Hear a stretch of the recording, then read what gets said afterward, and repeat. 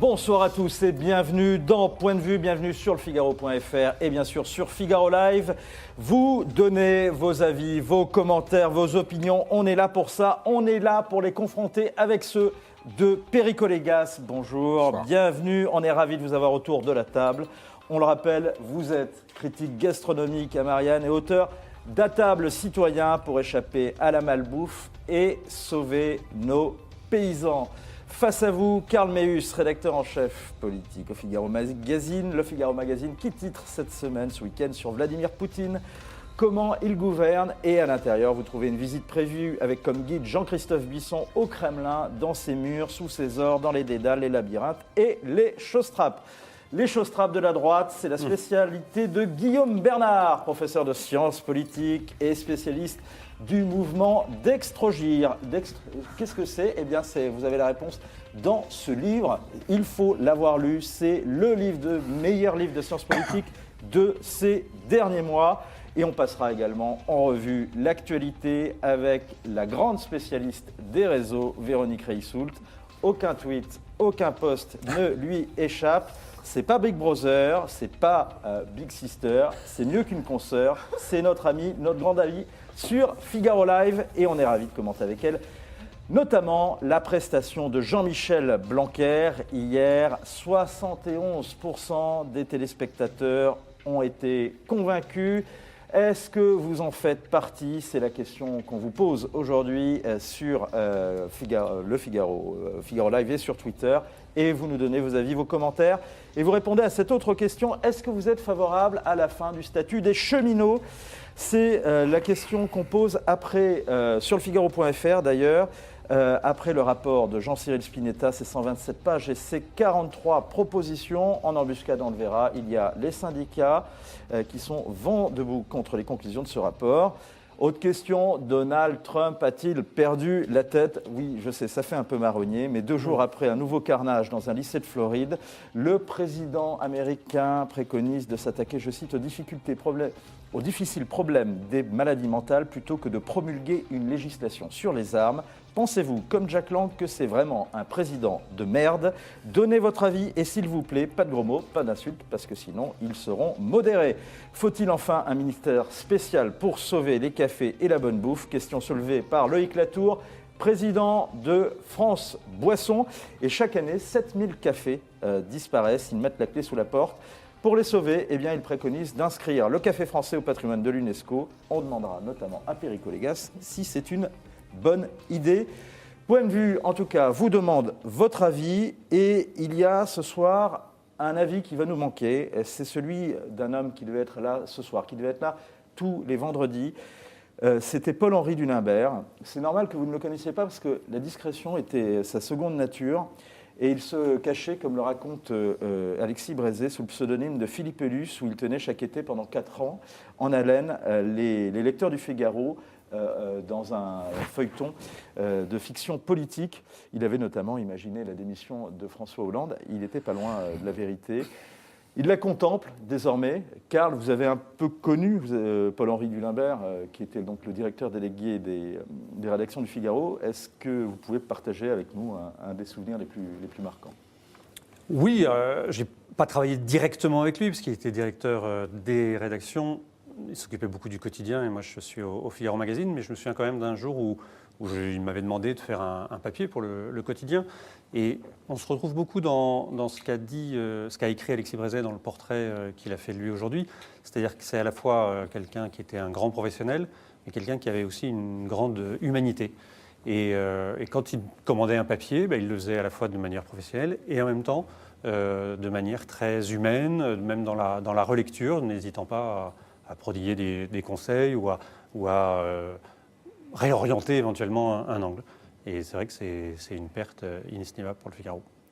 Et c'était même un modèle de management, parce qu'il savait être ferme et dans la bienveillance. Et même quand on l'a peu connu, c'est un grand manque. On vous en parle non pas pour faire de l'entre-nous, mais c'est pour justement vous inviter à lire d'abord le récit qu'en fait Alexis Brézé et le portrait qu'en fait Alexis Brézé, l'hommage qu'il lui rend dans le Figaro, parce que vous aurez la preuve que justement il y a des grands journalistes Et il y a des journalistes qui, quand ils font leur travail, eh bien, justement, on peut aimer ce travail et même avoir envie de le faire. Et je pense que Paul-Henri était de ceux qui donnaient envie de faire ce travail et qui pouvaient trancher avec justement la défiance qu'on peut avoir vis-à-vis de la presse. À la fin de cette émission, d'ailleurs, on vous proposera justement de l'écouter et il nous raconte les premiers souvenirs de son premier reportage. C'était des propos qu'avait recueillis Sylvain Châtelain en 2015. Nous, on se pose une question maintenant. Faut-il aduler Jean-Michel Blanquer ? 71% des téléspectateurs ont été convaincus hier par la prestation du ministre de l'Éducation nationale sur le plateau de l'émission Politique. Est-ce que ça s'observe sur les réseaux, ma chère Véronique ? Oui, ça s'observe. Alors, rien que sur la soirée d'hier, pendant l'émission, il y a eu 40 700 messages, donc on peut dire que c'est beaucoup. Après, c'est toujours une question de valeur étalon. On va dire que la proportion par rapport à l'audience, c'était plutôt plus important que d'habitude. Et pour une raison simple, c'est que c'était pas tellement l'homme... 7-8 est plus que d'habitude. Plus que d'habitude, mais c'est pas tellement l'homme dont on parlait, c'est un sujet qui est le bac, qui sont les études. Et en fait, tous les Français sont concernés, chacun a son avis. Donc en fait, il y avait beaucoup de messages, tout simplement parce que les uns et les autres avaient envie de commenter la réforme, commenter ses interventions. Donc voilà. Donc oui, très commenté. Et de toutes les façons, c'est quelqu'un qui est pas mal commenté, pas tant l'homme. Donc de nouveau, le nom de M. Blanquer n'est pas très connu, on n'en parle pas forcément beaucoup. Par contre, l'homme lui-même, ses actions sont très commentées et de façon plutôt positive. Et c'est plutôt apprécié. Quand on regarde les mots les plus associés à la personne, c'est sérieux, expert, courageux, ferme et élitiste. Alors justement, ça correspond exactement au sondage qui avait été fait notamment avec Dentsu Consulting et Odoxa pour Le Figaro et France Info, où on voyait que 58%, alors là, ce qu'on voit, c'est que 69% des Français sont favorables à la réforme du bac, et c'est exactement les mêmes chiffres qui ont été d'ailleurs montrés hier à l'issue de l'émission, sur l'émission Politique. Et ensuite, on voit que les mots que vous avez utilisés donc, et qui sont utilisés sur les réseaux sont effectivement ceux qu'on retrouve sur le sondage qui avait été fait par Le Figaro, Odoxa et Dentsu Consulting, compétent, 58%, courageux, 57%, sympathique, et ce qui n'est pas une insulte sur le plateau du Figaro, conservateur. Ça, c'est une citation de Vincent Trémollet qui commentait ce sondage hier. Est-ce que vous faites partie de ces 71%, Perico Légas, qui adulent Jean-Michel Blanquer, ou en tous les cas qui en ont été convaincus? Alors, j'ai pas eu Sophie qui nous dit, Monsieur Blanquer, le seul ministre compétent dans ce gouvernement, je lui fais confiance. Dont acte. J'ai pas eu besoin de l'émission d'hier pour savoir que Jean-Michel Blanquer est le ministre le plus efficace et le plus nécessaire de ce gouvernement. Au moins, les gens qui ont voté Macron et qui ont des doutes se disent qu'au moins, ça valait le coup de voter Macron pour que Jean-Michel Blanquer soit ministre de l'Éducation. Et je pense qu'il est en état de prendre le taureau par les cornes, les cornes du mammouth, les défenses du mammouth sur lesquelles se sont cassés les dents et la carrière politique, tant d'hommes politiques. Voilà, il a posé les bons problèmes. Alors est-ce que moi je suis dans les 75%? J'ai la malchance d'être marié avec Natacha Polony, qui a beaucoup disserté. C'est pas évident. Qui a beaucoup disserté sur la question et qui que beaucoup vous envient, si, ça c'est vrai. Oui, hein. oui. Ben, je ne vais pas dire je leur donne ma place, mais non, je suis modeste. Non. Elle est en convergence de vues. Elle pourra venir un jour d'ailleurs vous l'expliquer. Avec plaisir. Il y a des thèses qui sont reprises par Jean-Michel Blanquer, fondamentales sur l'éducation nationale, sur l'instruction publique. Alors, c'est un conservateur? Non, c'est un républicain. Il défend l'école de la République, elle est dans un état de délabrement avancé, et il est celui qui, aujourd'hui, tient les propos les plus courageux et les plus audacieux. Alors, on dit que c'est le ministre que Mme Brigitte Macron, elle a dit à son mari, tu fais ce que tu veux, mais si, sur l'éducation, il faut nommer quelqu'un, c'est l'homme de la situation, et il l'a prouvé. Et il est en train de le prouver, voilà. Guillaume Bernard, j'aime bien cette phrase de Perico, il n'est pas conservateur, il est républicain. Oui, je suis parfaitement d'accord. C'est-à-dire que... Une antinomie entre les deux ? Je crois que l'objectif n'est pas le même. Il me semble que Jean-Michel Blanquer a pour objectif, et il y met les moyens, et il y met de la conviction, il y met de l'efficacité, a pour but d'éviter que le système de l'éducation nationale n'implose. Mais fondamentalement, j'avoue que je ne suis pas forcément aussi enthousiaste que d'autres lorsqu'on analyse les réformes qu'il met en place. Je crois qu'il y a une ambiguïté, je dirais, sur ce qu'il fait. On nous annonce par exemple le dédoublement des classes. Très bien, mais le dédoublement des classes, c'est uniquement pour un certain nombre de classes. C'est celles qui sont dans les zones d'éducation prioritaire. On nous dit il rétablit le latin et le grec. Non, il permet aux établissements qui veulent faire du latin et du grec de le faire. On nous dit il est pour la méthode syllabique parce que la méthode globale, évidemment, a fait des ravages de manière extrêmement négative. Bon, très bien, mais ce qu'il a déclaré, c'est qu'on conservait ce qui se faisait actuellement, c'est-à-dire du semi-global ou du semi-syllabique. Donc, si vous voulez, moi, donc, je suis pas là pour... Je suis pas là pour, si vous voulez, pour tout critiquer nécessairement, mais si vous voulez, je crois qu'il y a un enthousiasme pour sa personne, plus lié au fait qu'on a eu des exemples précédents qui sont apparus à l'opinion publique comme étant totalement catastrophiques, et en particulier la dernière qui était avant lui, qui fait qu'il apparaît comme étant extraordinaire. Il me semble quand même qu'on peut être dubitatif, je dirais, tout de même sur la politique qu'il mène. À mon avis, c'est beaucoup plus le fait de maintenir un système, beaucoup plus que de le réformer en profondeur. Et je crois sur le bac, quand même, c'est une réforme en profondeur. Ah oui. C'est des économies. Ce sont essentiellement des économies qui vont être faites parce que ça coûte très cher d'organiser le bac. Parce qu'hier, on a fait une émission ici et tous les interlocuteurs qui étaient des spécialistes nous ont dit que ce n'était pas ce qui rentrait en ligne de compte, que c'était l'excellence qui était quand même recherchée.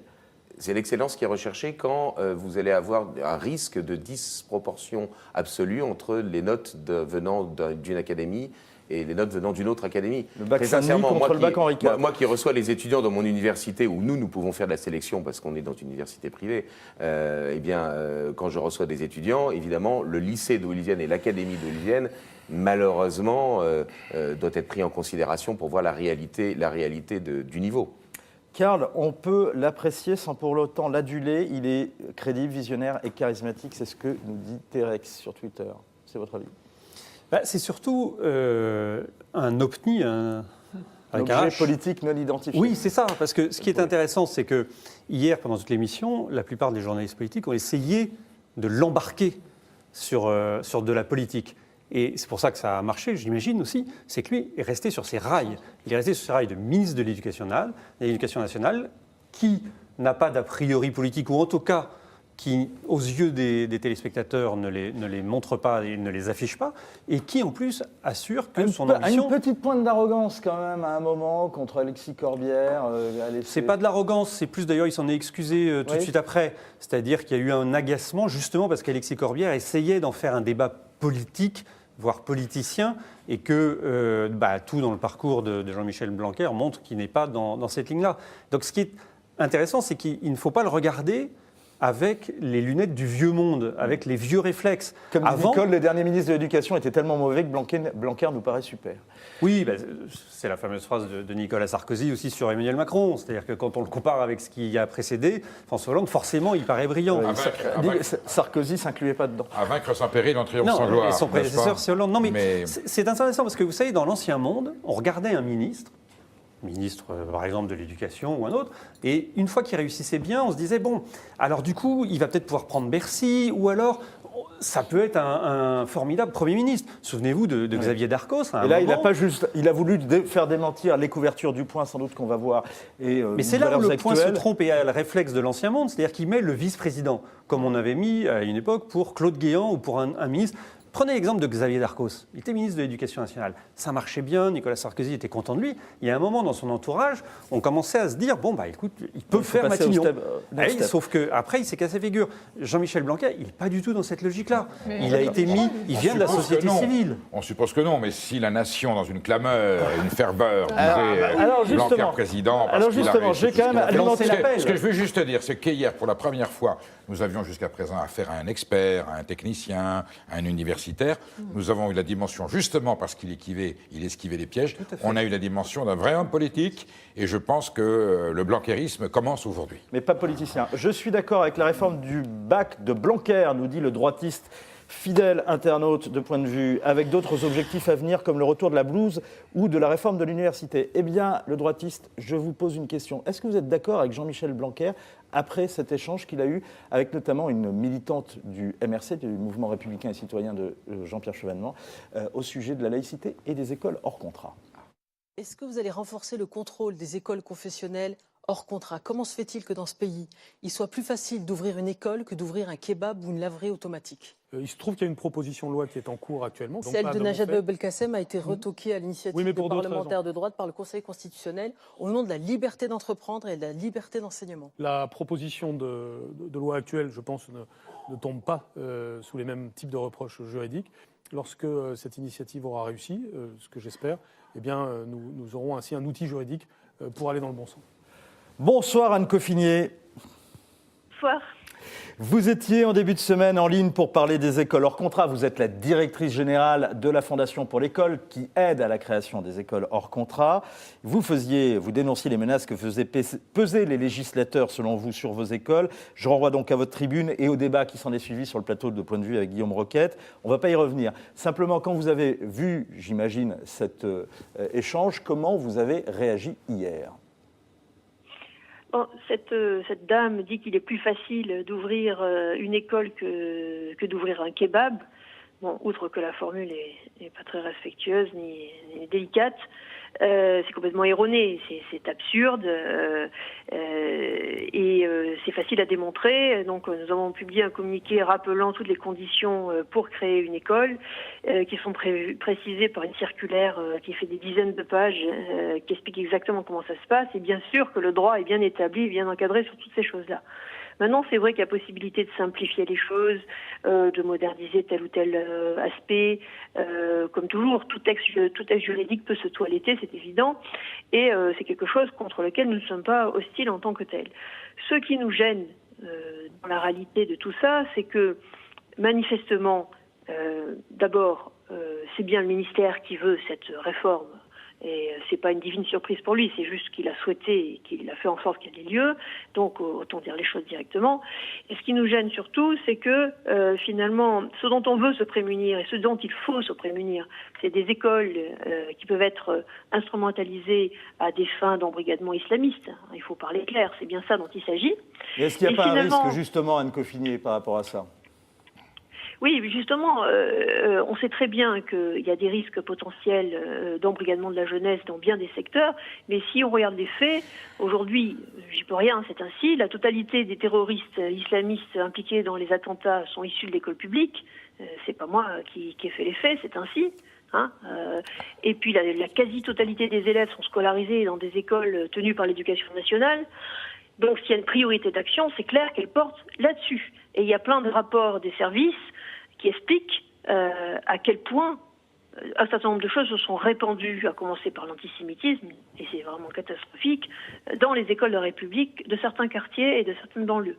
Donc pour moi, l'urgence de l'action en termes de lutte contre les dérives terroristes, c'est vraiment évidemment dans l'éducation nationale d'abord, et puis dans toutes les structures périscolaires, notamment les clubs de sport, les structures qui ont pris sur la jeunesse sans être des écoles, parce que les écoles, c'est encadré, ça correspond à quelque chose de précis, c'est inspecté par l'éducation nationale, etc.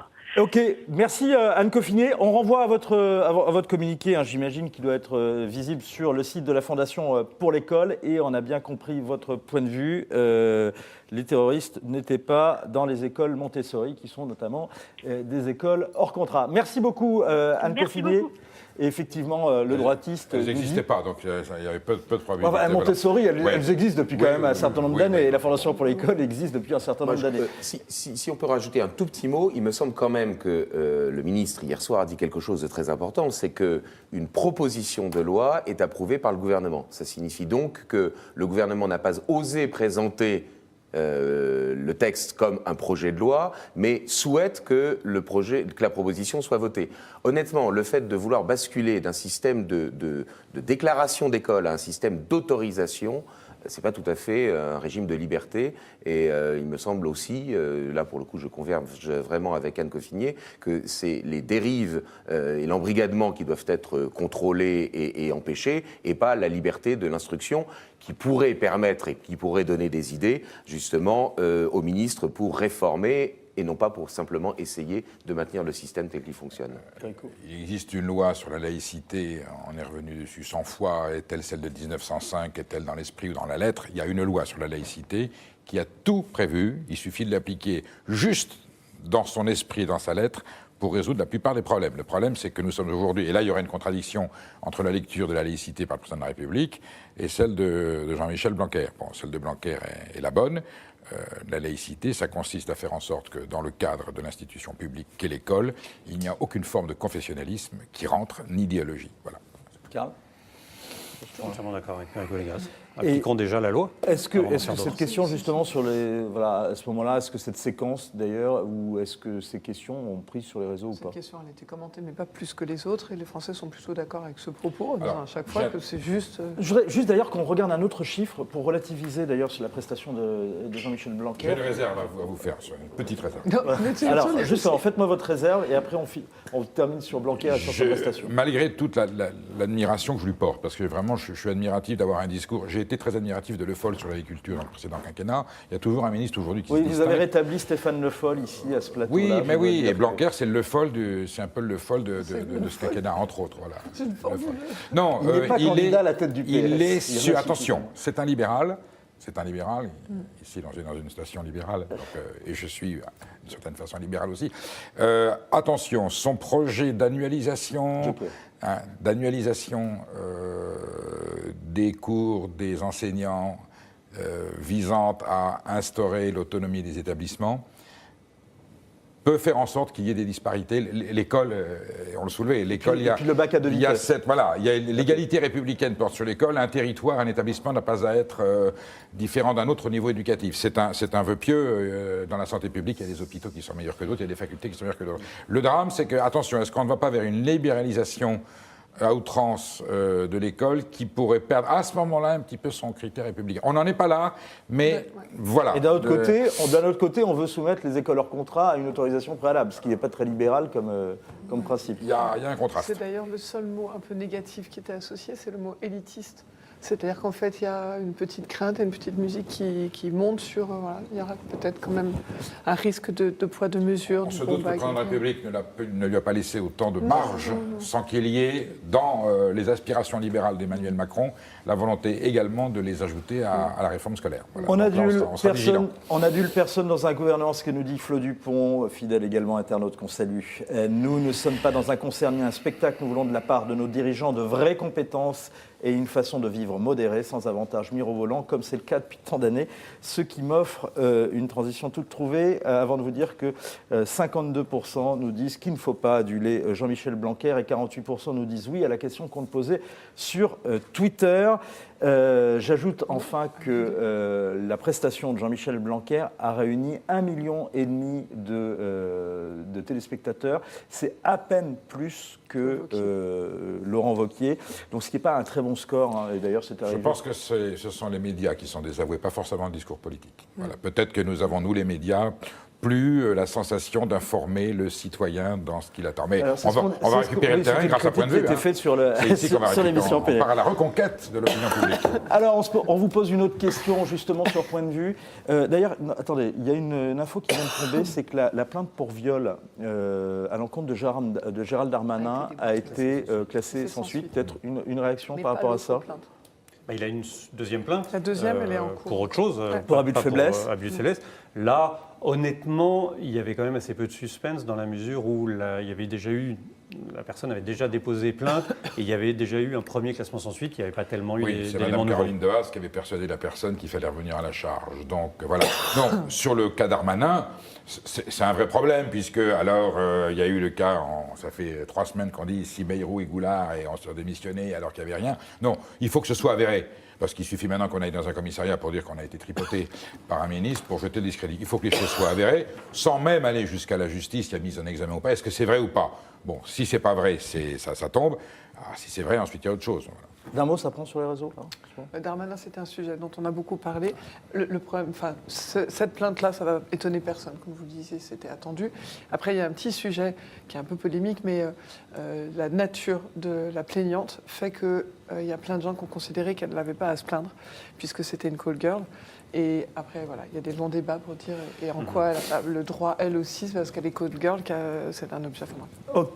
Allons débattre. Voilà. Ça s'appelle les risques du métier. En tous les cas, Donc la ça, question est c'est un posée long et vous avez débat. vous pouvez donner vos réactions, vos commentaires sur Point de vue. Pour l'instant, on se pose une autre question, c'est faut-il réformer le statut des cheminots ?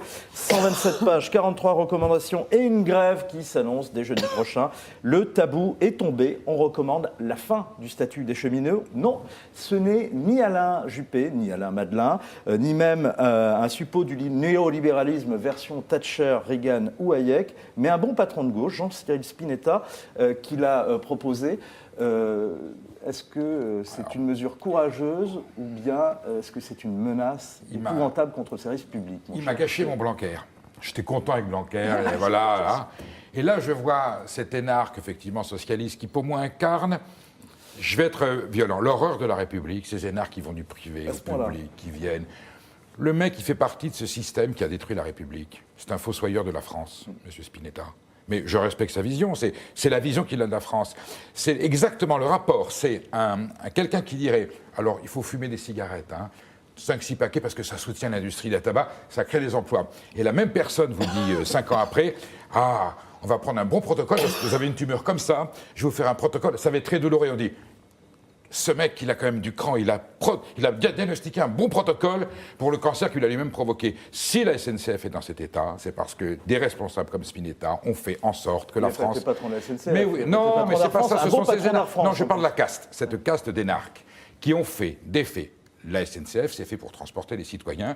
Et là, le monsieur nous explique que parce que la SNCF doit gagner de l'argent, parce que c'est une boîte privée qui doit faire du fric, c'est ça que ça veut dire, eh ben, il n'y aura plus d'arrêt TGV à Vendôme et plus d'arrêt TGV à Montélimar. Les Vendômois et les gens de Montélimar, non, mais Perico, c'est notre sujet. C'est plus la SNCF. Là, je parle des 92% des 150 000 salariés de la SNCF qui sont des cheminots, qui ont un statut particulier, qui partent plutôt à la retraite et qui ont une retraite plus confortable et une sécu qui est plus confortable que le reste des citoyens. De dire je vais débaptiser, c'est plus une société nationale des chemins de fer français, c'est une boîte privée qui fera du fric avec le rail. C'est tout. Puis à ce moment-là, ils font ce qu'ils veulent, il n'y a plus de cheminots, il n'y a plus de secondaire.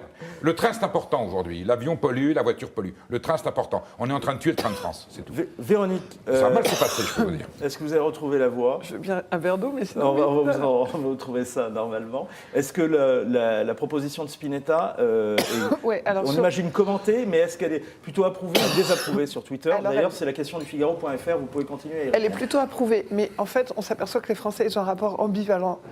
Et les cheminots, pardon. Ah oui.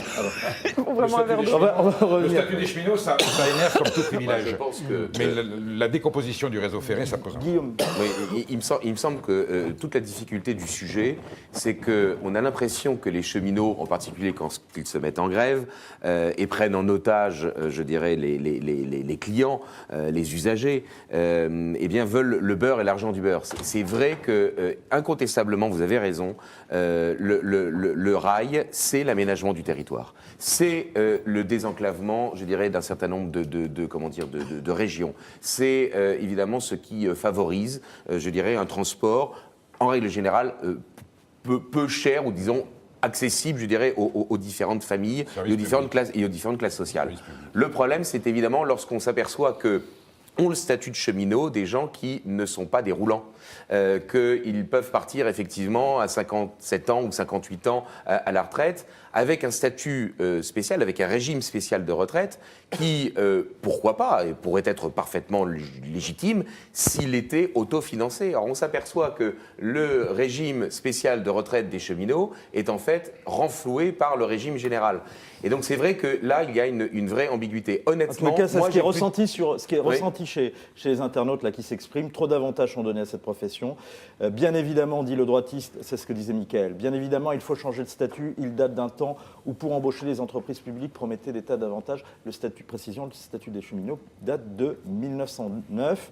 Le métier de cheminot est difficile, dit Théodore. Maintenant, est-il normal que tous les agents SNCF bénéficient encore de ce statut? Ben voilà, c'est une des distorsions qui apparaît effectivement compliquée à gérer, étant donné qu'il y a à la fois, d'une part, l'enjeu du rail, l'enjeu social et territorial du rail, et de l'autre côté, ceux qui peuvent prendre en otage, parce que pour l'instant, ils ont quand même un monopole. Guillaume, sur la question des cheminots, Véronique a retrouvé de l'eau et la voix. De l'eau et la voix. En fait, ils sont très ambivalents, les Français, en tout cas ceux qui s'expriment, sachant que ce qui nous intéresse quand on regarde les réseaux sociaux, c'est la masse, parce que c'est sûr, si vous prenez... Voilà. Donc, ils sont la masse, globalement. Là où ils sont ambivalents, c'est quand un cheminot représente le service public, peu importe finalement dans les expressions qu'il soit à tel ou tel poste, ils sont d'accord pour qu'ils aient un statut à part, parce que le service public doit avoir un statut à part. Par contre, quand on parle des avantages spécifiques, ils se comparent à eux-mêmes, et là, ils trouvent que ça n'est pas normal. Donc en fait, ils ont une certaine ambivalence par rapport à cette position-là. Le seul point sur lequel ils étaient tous d'accord par rapport au rapport, c'est ce qu'on a évoqué tout à l'heure, qu'on a commencé à évoquer, c'est le fait que justement le service public ne sera plus tout à fait le même, qu'il va y avoir des petites lignes qui ne seront plus desservies. Et donc du coup, en fait, ce propos-là, il sert le statut des cheminots paradoxalement, parce que du coup, les uns et les autres disent « Ah ben oui, mais alors donc, si c'est le prix à payer pour... » Enfin voilà, bref, c'est un ensemble. Karl, juste avant d'aborder justement la question des petites lignes qui vont être supprimées, le gouvernement, comme disent les jeunes, il a un peu la confiance sur ce coup-là, de s'attaquer au statut des cheminots, s'il le fait. Il le fera. Mais non, mais voilà, c'est toute la question. A priori, il a dit qu'il le ferait. On rappelle aux plus jeunes, d'ailleurs, que c'est ce qui avait mis dans la rue un certain nombre de Français et qui avait fait reculer à la Juppé et qui nous avait empêché de prendre les transports pendant plusieurs semaines à Paris. Et provoqué un basculement de majorité en 90. Avec une différence, c'est que dans la campagne de Chirac de 1995, ce sujet n'avait pas été abordé. Que dans le discours d'Alain Juppé, ce sujet des régimes spéciaux est arrivé au dernier moment, rajouté en disant on peut en profiter. Au départ, il n'en voulait pas. Il a dit que là, il a annoncé la couleur. La couleur a été annoncée pendant la campagne présidentielle. La couleur a été renforcée après par Emmanuel Macron dans plusieurs interviews où il l'a dit. Renforcée également par le Premier ministre. Le rapport Spinetta est là justement pour aller le plus loin possible, peut-être justement pour permettre au gouvernement de ne pas tout prendre. On va voir. Ils prennent effectivement un gros risque, parce que comme vous l'avez répété, une fois que les cheminots sont dans la rue, ça va être compliqué puisque tout sera bloqué. Et Nadine nous dit non au changement de statut des cheminots, ce gouvernement est en train de casser tous les services publics, qu'il modernise et c'est tout. Alors là-dessus, je voudrais rebondir. Je pense que vous n'avez pas dû prendre le TGV depuis très longtemps, parce que le problème du service public, moi je veux bien, mais quand vous prenez un billet de TGV pour faire Paris-Bordeaux et que ça vous coûte pour une famille plus de 500 €, il y a un moment, il y a un problème. C'est mon cas. Ben voilà. Ben oui, mais donc il y a un problème. Là, on n'est plus du tout dans le service public. On est dans l'entreprise commerciale qui cherche à faire des profits. On précise quand même que c'est la dernière entreprise qui fait des réductions pour les familles nombreuses. Oui, conséquente d'ailleurs, assez intéressante, sauf qu'il faut que je puisse terminer mon voyage. Donc je veux bien être transporté à grande vitesse dans des conditions tout à fait honorables quand le train est à l'heure, parce que ça c'est un autre problème. J'aimerais bien pouvoir finir mon voyage parce que j'ai besoin de 3 fois dans ma On peut aller à Bordeaux, mais on ne peut pas aller à Saint-Émilion parce qu'il y a vous vous rendez compte, la ligne ne plus aller à Saint-Émilion. Non, mais là, on comprend du coup. Je comprends. On salue d'ailleurs les internautes de Bordeaux et de Saint-Émilion, on les embrasse. J'ai déjà été contrarié comme ça. Et même de Bourgogne et de tous les vignobles de France, on n'a pas de préférence, on les aime tous. Après, il y a un sujet, mais on évoquait rapidement. Moi, c'est les Chinois, vous voyez que je ne peux pas prendre. C'est les cheminots eux-mêmes. On n'en a pas parlé, mais les cheminots eux-mêmes, ils s'expriment. Ce qui est très étonnant, c'est que sur les forums, ils ne sont pas très énervés. Ouais. Et du coup, on en parlait, même la date de la grève qu'ils annoncent, c'est bizarre. C'est comme s'il avait. Normalement, il faudrait la faire si vraiment. Ouais. Et elle est annoncée le 22 mars. La grande manifestation, c'est le 22 mars. Alors, c'est bizarre. En tout cas, il y a une grève le 22 mars. Oui, mais ce que je veux dire, c'est que c'est pas une date très comme si il va falloir faire grève, mais. Alors, parce qu'en réalité, ils ont compris que ça ne les touchait pas eux, puisque dans le projet, c'est sur les embauches à venir que le statut sera. D'accord. Donc ceux gardent leur avantage acquis. Juste, Karl, c'était justement, il y a une polémique qui monte et elle est autour justement de cette suppression des lignes. Ce qu'il faut savoir, c'est qu'elle a déjà commencé, en réalité, c'est ce que confient un certain nombre de gens qui travaillent à la SNCF, et qu'elle est passée complètement inaperçue. Là, elle ne peut plus ne passer inaperçue. On écoute notamment Jean-Cyril Spinetta qui défend cette mesure, et bien sûr la réaction également ensuite du ministre de l'économie, Bruno Le Maire. Les systèmes de transport express régionaux, coût 4 milliards d'euros par an, recettes commerciales 1 milliard, subventions 3 milliards. On n'est pas dans un domaine classique, on est hors marché. On est dans le service public. En revanche, on doit s'interroger sur ce qu'est le transport ferroviaire. C'est un transport de masse. c'est un transport de masse. Et lorsqu'il y a des très petits flux de trafic, il n'a aucune justification ni économique ni sociale. Et le service public de la mobilité des personnes peut être assuré et partout assuré par d'autres moyens que le système ferroviaire. On ne peut pas reculer, Jean-Pierre Elkabbach. Cette magnifique entreprise, c'est 3 milliards de pertes chaque année. Tous les usagers voient bien que le service s'est dégradé. Ça ne peut pas continuer comme ça. On va droit dans le mur. Eh bien, Philippe Martinez, ça ne suffit pas à le convaincre. En tous les cas, il a trouvé une nouvelle posture. Le patron de la CGT prend la défense de la France périphérique et de ses fameuses petites lignes. C'est un outil pour l'égalité entre les territoires. Et évidemment, parce que ça pénalise des familles, je l'ai dit, ça oblige à prendre la voiture ou évidemment à prendre les cars du président de la République, les célèbres cars Macron. Ça pèse sur l'environnement. Donc oui, ça déséquilibre. On continue à favoriser la concentration autour des grandes métropoles. C'est le principe d'ailleurs des TGV où on met beaucoup d'argent et puis ça contribue à la désertification de zones rurales et de certains départements. On croirait entendre Philippe de Villiers parfois, quand on entend Philippe Martinez. Ah, donc ce sont des républicains. S'il y a une concertation entre Martinez et de Villiers, ça veut dire qu'il y a un enjeu national. Non, la SNCF est une entreprise florissante, emblématique de cette grande nation qui avait beaucoup de choses formidables, dont son réseau ferré. Elle a engendré de formidables bénéfices. C'est le gouvernement qui a, et Pépi s'en est assez plein, le gouvernement a ponctionné la bonne gestion de la SNCF depuis 50 ans. Si elle avait gardé son argent, eh bien, on est dans la solidarité nationale. Les lignes et les départements les plus riches, et les Français les plus riches, payent pour les lignes, les départements et les lignes déficitaires. Donc oui, il faut continuer à irriguer avec ce petit réseau. C'était Charles Fitterman qui avait rétabli, au moment où on arrivait de la gauche, ministre communiste, on avait rétabli des lignes. Elles sont déficitaires, c'est pas grave, celles qui sont bénéficiaires payent. Mais oui, mais c'est ça, ça s'appelle un service public, c'est le train, c'est pour les citoyens. On peut continuer ça ou pas? Mais on doit continuer, c'est un devoir de la République, au détriment d'autres choses. Il y a des dépenses de l'État qui sont absurdes, scandaleuses, ignobles, qu'il faut arrêter pour sauver le petit train. C'est l'avis du Vendéen, Guillaume Bernard. Là, pour le coup, oui, je suis parfaitement d'accord. C'est-à-dire, je pense, encore une fois, que c'est la question du bien commun. La question du statut des cheminots, c'est-à-dire des personnes qui sont salariés de l'entreprise, c'est une chose. La question du réseau ferré, c'est une autre. Et pour ce qui est du réseau ferré, je pense que c'est un enjeu, effectivement, national et d'aménagement du territoire est très important. Mais c'est une erreur stratégique de la direction de la SNCF d'avoir tout misé et du gouvernement tout misé sur le tout TGV. On reviendra. On l'a laissé tout miser. On reviendra sur ces questions-là. Le ministère de tutelle qui aurait dû dire au PDG de la SNCF, on ne va pas comme ça. On reviendra sur ces questions-là. Était un élu local qui avait envie de son TGV. Pardon, nous sommes d'accord. Non, mais tous. Le président de la République d'avant était un élu local qui a favorisé ça. Alors, ce qui n'est pas le cas du président de la République actuel. Le Figaro, vous confirmez que l'ensemble du personnel SNCF bénéficie du statut du cheminot? Point d'interrogation, nous demande Théodore. Non, on l'a dit tout à l'heure, seuls 90%, voire 92%, c'était un chiffre de nos confrères de Libération. Vous voyez comme quoi on a l'esprit ouvert. Est-ce que Donald Trump se moque du monde? C'est la question qu'on se pose. Après le drame qui s'est produit en Floride, 17 morts mercredi dans un lycée, l'auteur Nicolas Cruz avait un goût immodéré pour les armes et une passion selon ses camarades. Alors les anti-armes y voient une nécessité bien sûr de légiférer sur les armes, c'est notamment le cas de Barack Obama qui dit que nous ne devons pas rester passifs. Donald Trump, lui, a une autre analyse. On l'écoute. Yesterday, a school filled with innocent children and caring teachers became the scene of terrible violence, hatred, and evil. Answer hate with love, answer cruelty with kindness. We are committed to working with state and local leaders to help secure our schools and tackle the difficult issue of mental health. Sandra nous dit le lobby des armes. Non, ce plateau est quand même, en cette fin de semaine, extrêmement dissipé. Excusez-nous. Le sujet est sérieux, justement. Le lobby des armes à feu pèse des millions aux USA. C'est ce que nous dit Sandra. Ils ont soutenu sa candidature. Il ne mordra pas, parlant de Donald Trump, la main qu'il a placée à la Maison-Blanche. Est-ce que c'est votre avis? Oui. Oui, bah, il est sur le lobby. C'est pas une découverte.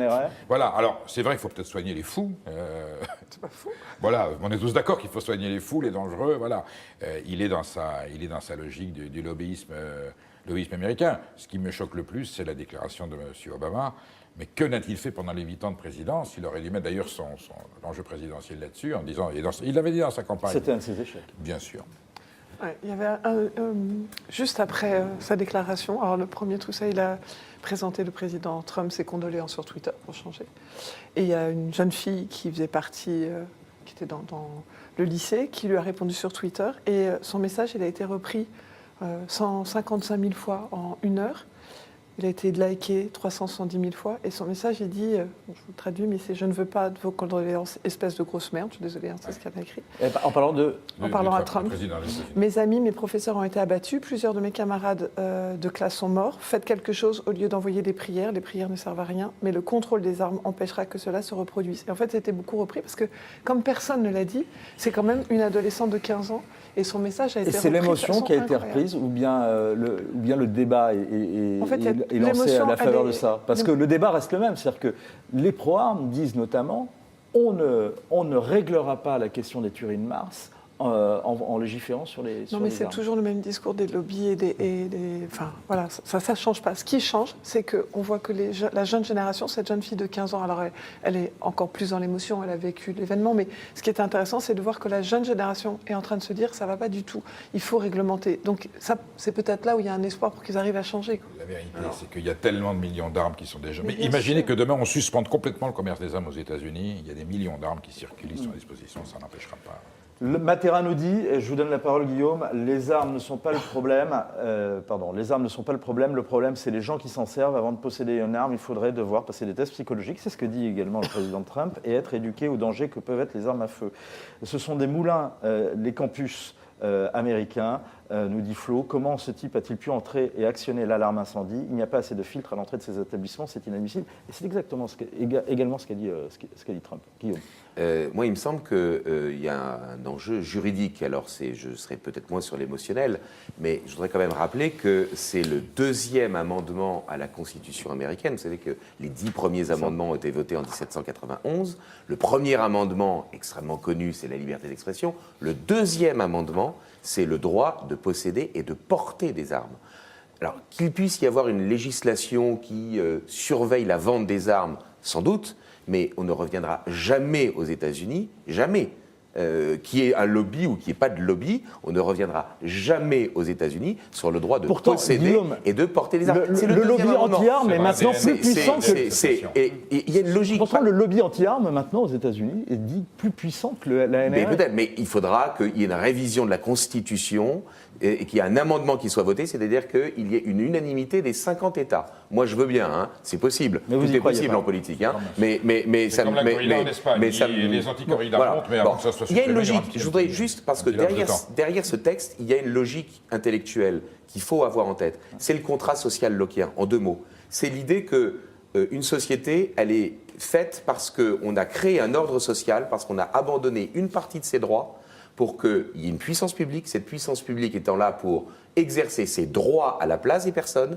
et pour surveiller la manière dont on exerce les droits que l'on n'a pas abandonnés. Par délégation. Autrement dit, ça veut dire que si la police n'est pas là pour vous défendre, vous avez ipso facto et immédiatement le droit, vous retrouvez le droit que vous avez abandonné à l'État de vous défendre, vous retrouvez ipso facto le droit que vous lui avez confié et qu'il n'exerce pas à votre place.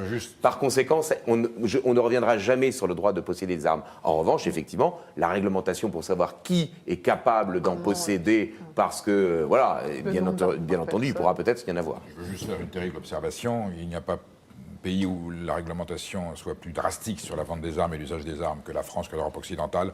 Ça n'a pas empêché le 7 janvier 2015 et ça n'a pas empêché le 13 novembre 2015 de se faire mitrailler en France par des gens qui disposaient d'armes de guerre et qui les ont eues de façon assez facile. On sait aujourd'hui qu'en Belgique, Et il y a une différence, après, une différence culturelle sur l'emploi des armes entre la France et les États-Unis. Non, mais le marché de l'arme aujourd'hui dans le monde, alors je ne sais pas si c'est un effet du libéralisme, voilà, il y a des armes qui circulent partout, il n'y a rien de plus facile aujourd'hui que d'acheter une Kalachnikov. Voilà. On se demande parfois si Donald Trump est conscient de ses surprenants propos, c'est l'avis du droitiste. Allez, on vous demande à votre avis sur un dernier point. Faut-il classer les cafés au patrimoine, les cafés français, au patrimoine mondial? Il y avait 600 000 bistrots en 1960 en France. Il y en a 34 000 en 2016, près de 20 fois moins. Dans Figaro Vox, le patron de France Boisson aujourd'hui tire la sonnette d'alarme. Ce sont 7000 cafés qui ferment chaque année. Est-ce que ça inquiète ce genre de choses sur les réseaux ou pas du tout ? Pas du tout, ça ne prend pas. Mais justement, on va lancer le débat et vous donner vos réactions. Est-ce que, moi j'ai envie de vous dire, est-ce que ce n'est pas la loi du marché, Karl ? 6-7 000. Bah oui, complètement. Je suis sous le contrôle de Perico Légas. Je pense que ça va changer, que ça soit inscrit au patrimoine de l'UNESCO. Est-ce que les gens iront plus dans les cafés ? Non, c'est une tendance lourde, vous avez expliqué, depuis les années 60, où les gens vont moins dans les cafés. Après, il y a dans les cafés qui résistent. Au contraire, s'ils ont rénové, s'ils ont peut-être avec des produits différents, ou en tout cas des produits qui plaisent aux jeunes, là, ils peuvent attirer du monde. C'est le problème du... C'est votre moment. Mais non, oui, c'est pas ça, c'est que ça dépasse de tellement le café. C'est l'émission Chef-d'œuvre en péril. Quand on classe à l'UNESCO, ça veut quand même dire que c'est un monument historique en voie de perdition. Ce qu'il faut classer, et là je suis d'accord, c'est le commerce de proximité à la française, mais pas que le café. Ils faisaient allusion à quoi au café ? Le petit zinc où il y avait le petit noir, et puis on est là avec la casquette agitée. Vous voyez, voilà, c'est les films de Marcel Carné. Cette sociologie-là, elle est morte. Aujourd'hui, les cafés, quand on va dans Paris, le zinc de quartier qu'on a connu tous les uns et les autres, il a été tué par les Auvergnats, vous vous souvenez ? Voilà, qui nous mettaient des... Ben non, alors il y avait qu'une couche de beurre, on retirait la deuxième couche au lait, et le jambon n'avait qu'une face parce qu'il était tranché au laser auvergnat. Donc, alors les Auvergnats ont été déboutés parce qu'ils satisfaisaient plus la population. Aujourd'hui, c'est souvent des gens d'origine asiatique qui font ça très bien. Le café français de quartier, il a totalement disparu. Aujourd'hui, il y a plein de firmes. Voilà. Par contre, à cause des modes de vie. Les modes de vie. Alors qu'on classe le commerce de proximité, l'artisanat français tel qu'il est aujourd'hui, fondamental, et avec les études alimentaires que l'on a, qui va certainement revenir au goût du jour, parce qu'on va peut-être changer notre façon de consommer et de nous alimenter, que l'artisan charcutier, le boucher... Je cite un chiffre. En 1970, à Paris, il y avait 485 poissonneries. 485 poissonneries. Combien en reste-t-il aujourd'hui ? Je vous le dis en 30 secondes, 36. Non. Voilà. Donc, 36 poissonneries de quartier. Donc, moi, je veux qu'on classe le poisson. Voilà, parce que c'est nécessaire. Un poissonnier qui vend du poisson, le boucher qui vend la viande française qui vient de la prairie, le fromager, le commerce proximité. Oui, je suis d'accord. Jean-Baptiste Perico nous dit la disparition du café français n'a rien à voir avec l'inscription à l'UNESCO. Elle a à voir avec un effet pervers de l'installation de sociétés qui ne payent pas leurs impôts en France, comme concurrents directs de ces commerces de proximité qui disparaissent forcément. Alors, le classement à l'UNESCO, ça commence à devenir comme le hashtag balance ton machin, classe-moi à l'UNESCO. Non, on classe à l'UNESCO le Taj Mahal, on peut classer à l'UNESCO le repas gastronomique des Français. Moi, je veux bien qu'on classe le camembert au lait cru à l'UNESCO. Il a vraiment besoin de protection. Voilà. Alors, le café, il sera jamais... une protection AOC, quand même. Oui, mais elle ne suffit plus. Donc on va le classer à l'UNESCO. Là, on pourra dire on n'y touche plus parce que c'est un patrimoine mondial. Le camembert appartient à l'humanité. Il n'appartient plus au peuple français. 69% quand même des twittos nous disent qu'ils veulent classer les cafés français à l'UNESCO. Une dernière question. Mais ils n'y vont pas. Non, mais parce que pour moi, c'est ça le fond du problème. C'est que le temps de transport entre le domicile et le travail fait que, mine de rien, le lieu de convivialité qui était le café avant d'aller au travail ou en revenant du travail n'existe plus. Et en fait, les chaînes qui ont remplacé les cafés français, et en fait, ce sont des lieux de passage, des lieux de transhumance et plus du tout des lieux de convivialité comme c'est l'était auparavant. Mais c'est le mode de vie français qui fout le camp, et c'est ça le problème. Juste un mot, la vérité, il s'appelle café.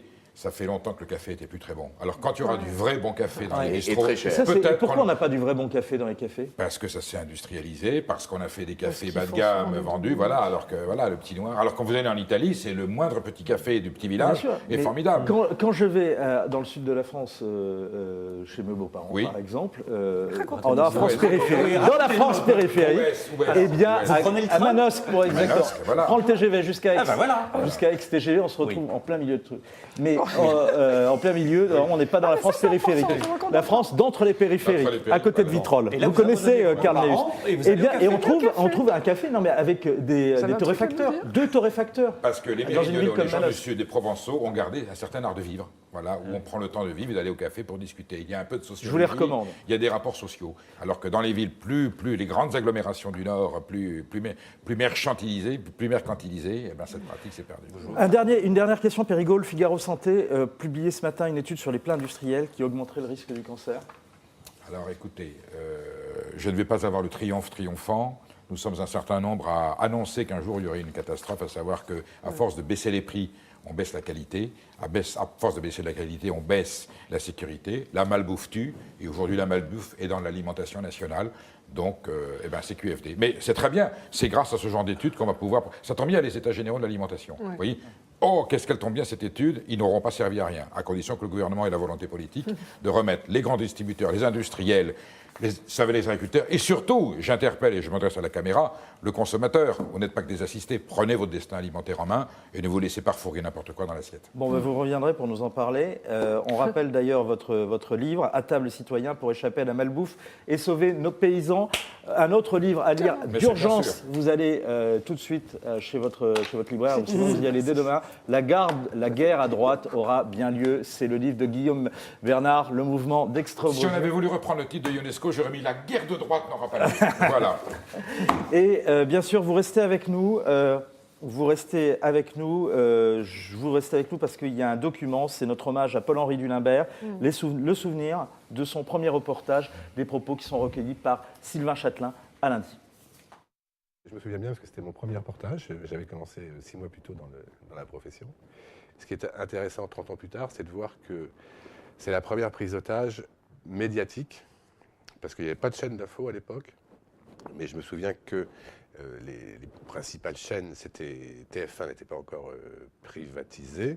C'était la première chaîne de télévision à diffuser, pas en continu, mais extrêmement régulièrement, parce que le tout a duré 36 heures. Et il y a un fait qui est assez étonnant, c'est que dès le début, ils demandent, enfin sous la menace d'une arme, ils demandent à une équipe de FR3 région, FR3 Nantes, de rester sur les lieux de la prise d'otage dans la cour d'assises pour filmer ce qu'il va dire pendant plusieurs heures aux jurés et au président de la cour d'assises. Mémorable aussi parce que c'est la première opération du RAID et qu'on a bien vu la façon de fonctionner du RAID, c'est-à-dire de la psychologie avant tout. Même, je me souviens quand il a tiré, il y avait bien sûr sur les toits de la place, il y avait des tireurs d'élite du RAID. Et je me souviens de m'être dit, mais il va se faire abattre tout de suite. Et en fait, non, les gens du RAID avaient un sang-froid extraordinaire. Ils ont dû voir qu'il tirait comme ça un peu jugé, mais qu'il n'avait pas d'intention forcément meurtrière à notre rencontre. On s'est couché et puis c'était fini. Et donc l'intervention du RAID a été assez impressionnante.